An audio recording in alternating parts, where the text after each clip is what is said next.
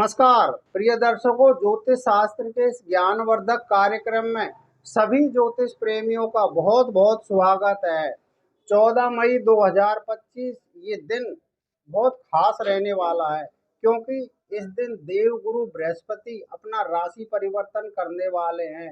Mean राशि वालों के लिए बृहस्पति का राशि परिवर्तन, ये बृहस्पति की बदलती हुई चाल कैसी रहने वाली है, आज के इस पूरे कार्यक्रम में हम इसी विषय पर चर्चा करने वाले हैं। और कार्यक्रम के अंत में हम आपको ज्योतिष शास्त्र के कुछ ऐसे अचूक उपाय भी बताएंगे जिनको करने से यदि आपको बृहस्पति ग्रह से संबंधित किसी भी प्रकार की कोई परेशानी, कोई कष्ट या पीड़ा आ रही है, तो आपको निश्चित रूप से लाभ होगा। देवगुरु बृहस्पति की दो राशियां हैं, एक धनु राशि और एक मीन राशि। मीन राशि के बृहस्पति महाराज स्वयं स्वामी होते हैं और चंद्र राशि मीन से 14 मई 2025 तक बृहस्पति महाराज इनके तीसरे भाव में शुक्र की वृषभ राशि में संचार कर रहे हैं।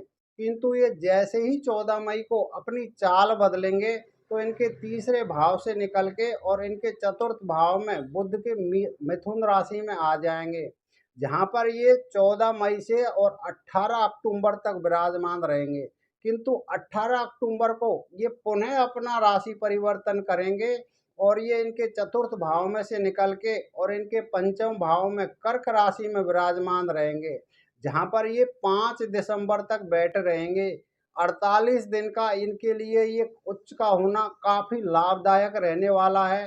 किंतु 5 दिसंबर को ये फिर से अपना राशि परिवर्तन करेंगे और इनके दोबारा से चतुर्थ भाव में ही मिथुन राशि में गोचर करेंगे, जहां पर ये 2026 मार्च तक बने रहेंगे।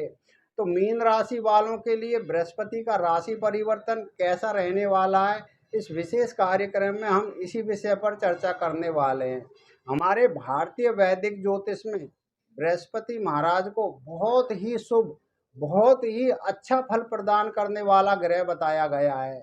बृहस्पति महाराज सभी के लिए शुभ हो ये कोई जरूरी भी नहीं है, डिपेंड करता है कि आपकी कुंडली में बृहस्पति की क्या पोजीशन है।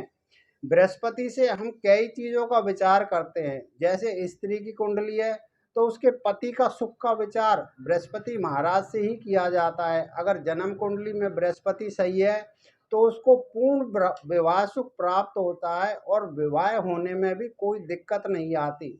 संतान का सुख भी हम बृहस्पति से ही देखते हैं। अगर जन्म कुंडली में बृहस्पति सही है तो आपको संतान का सुख भी पूर्ण रूप से प्राप्त होगा। हमारा मान सम्मान, समृद्धि, ये इस चीज का विचार भी हम बृहस्पति महाराज से ही करते हैं। हमारे जीवन में धन, हमारे जीवन में सुख, इन चीजों का कारक भी बृहस्पति ही महाराज होता है।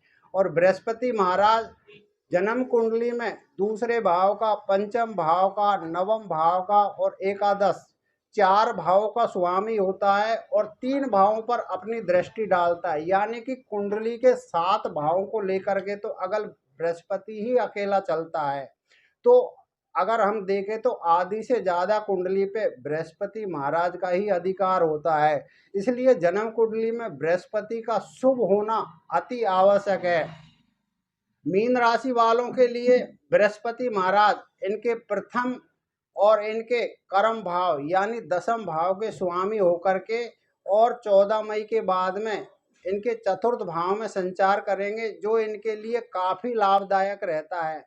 बृहस्पति से हम हमारे शरीर में हमारे पाचन तंत्र, हमारा लीवर है, हमारी पेन क्रिया है, चर्बी है, इनको भी देखा जाता है। अगर जन्म कुंडली में बृहस्पति की बहुत ही ज़्यादा पोजीशन खराब है तो ऐसे लोगों की चर्बी बहुत ज़्यादा बढ़ जाती है, मोटापा आ जाता है, लीवर से संबंधित समस्याएं होती हैं।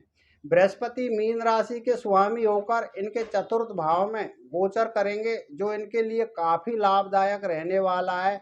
अगर हम काल पुरुष की कुंडली से देखें तो चतुर्थ भाव में भी कर्क राशि आती है, जहाँ पर इनको उच्च का स्थान प्राप्त होता है।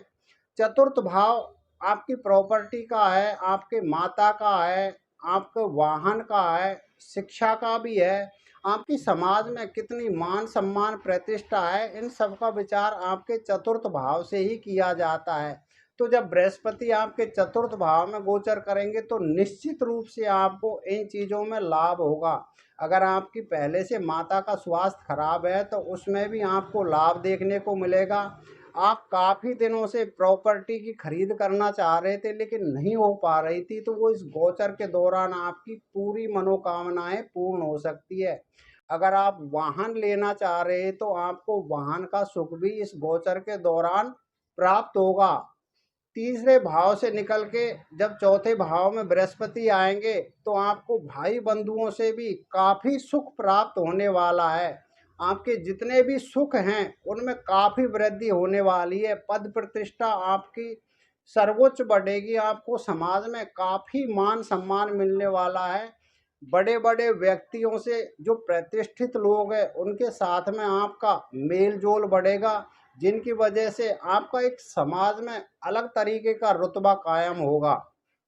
शिक्षा के क्षेत्र में अगर आपकी कोई रुकावटें आ रही थी तो वो रुकावटें इस गोचर के दौरान दूर होकर के आपको शिक्षा के क्षेत्र में सफलता मिलेगी। जो लोग व्यापार करते हैं, बिजनेस करते हैं, उनको भी भारी मुनाफा होने वाला है। जो नौकरी करते हैं उनको भी पदोन्नति होने वाली है, क्योंकि जैसे ही ये आपके चौथे भाव में गोचर करेंगे तो अपनी सप्तम दृष्टि से आपकी कर्म भाव को देखेंगे और कर्म भाव पे इन्हीं की राशि धनु राशि आती है। लग्नेश का आपके कर्म भाव पे देखना स्वयं की राशि पे आपके लिए काफी लाभदायक रहने वाला है।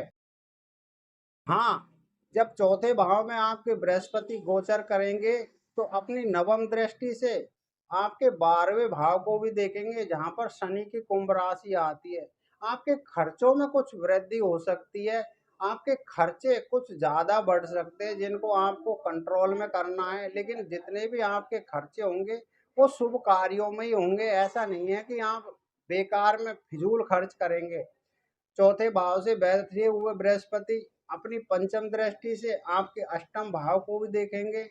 अब यहाँ पे आपको एक विशेष ध्यान रखना है कि आपको वाहन आदि चलाते समय काफ़ी सावधानी बरतनी है, वरना आपके छोटी मोटी चोट चपेट का भी योग बनता है।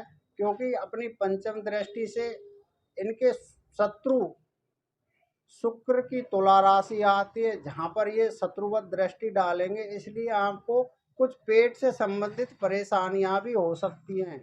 18 अक्टूबर से 5 दिसंबर तक जब ये आपके पंचम भाव में उच्च के होकर के बैठेंगे, जहाँ पर ये लगभग 48 दिन तक रहेंगे, तो आपको शिक्षा के क्षेत्र में, नौकरी के क्षेत्र में, बिजनेस के क्षेत्र में काफ़ी लाभ होने वाला है। भूमि वाहन आदि सुखों का आपको लाभ होगा। उच्च प्रतिष्ठित लोगों से लाभ होगा। अगर आप स्टूडेंट हैं, किसी प्रतियोगी परीक्षाओं की तैयारी कर रहे हैं, तो यहाँ भी ये आपको लाभ देंगे। जो लोग ऐसे हैं कुछ लव मैरिज करना चाहते हैं तो उनके लिए ये 48 दिन का योग काफ़ी लाभदायक रहने वाला है। शिक्षा के क्षेत्र में आपको वृद्धि ही होगी। अचानक धन, इसका विचार भी हम चतुर्थ भाव से ही, पंचम भाव से ही करते हैं। तो जब ये आपके पंचम भाव में 48 दिन तक गोचर करेंगे तो निश्चित रूप से आपको इस गोचर के दौरान कहीं ना कहीं से अचानक धन लाभ होने की संभावना बनेगी। तो प्रिय दर्शकों, जब ये मिथुन राशि में, जो कि बुध की राशि है, उसमें गोचर करेंगे तो ये सबसे पहले मृगशिरा नक्षत्र में आएंगे, जो मंगल का नक्षत्र है। और जब भी बृहस्पति मंगल के नक्षत्र में आते हैं तो आपके अंदर एक सीखने की क्षमता को विशेष बढ़ा देते हैं। लालसा आपकी बढ़ जाती है कि मुझे ये सीखना है, मुझे वो सीखना है। ऐसा आपके ऊपर प्रेरणा देते हैं, आपको उपलब्धि प्राप्त करने की उत्सुक बना देते हैं कि मुझे कहीं ना कहीं किसी ना किसी क्षेत्र में एक अपनी पोजीशन चाहिए जिसको मैं डिजर्व करता हूँ। चतुर्थ भाव में बैठ करके मृगशिरा नक्षत्र में बृहस्पति महाराज आपको अपने लक्ष्यों की तरफ प्रेरित करेंगे, भटकने नहीं देंगे। जो आपके लक्ष्य हैं, चाहे वो किसी के भी हो, नौकरी के क्षेत्र में हो, बिजनेस के क्षेत्र में हो या फिर पढ़ाई के क्षेत्र में हो, यहाँ पर ये जब मृगशिरा नक्षत्र में गोचर करेंगे तो आपको अपने लक्ष्यों की तरफ प्रेरित करेंगे। ऐसा फल देने वाले हैं बृहस्पति महाराज जो अपनी चाल बदलेंगे। तो ये कार्यक्रम आपको कैसा लगा, इस विषय में आप अपनी राय कमेंट बॉक्स में जरूर दें। और यदि आप अपनी जन्म कुंडली का विश्लेषण कराना चाहते हैं या फिर किसी भी वास्तु दोष की समस्या का समाधान चाहते हैं तो स्क्रॉल में दिए गए नंबर पर आप हमसे कांटेक्ट कर सकते हैं। हमारे नंबर डिस्क्रिप्शन में भी दिए गए हैं। और यदि अभी तक आपने हमारा चैनल सब्सक्राइब नहीं किया है तो इस बार चैनल को जरूर सब्सक्राइब कर लीजिए, जिससे आने वाले वीडियो का नोटिफिकेशन सबसे पहले आपको प्राप्त हो। अगले कार्यक्रम में आपसे हमारी फिर मुलाकात होगी, तब तक के लिए आज्ञा दीजिए। नमस्कार।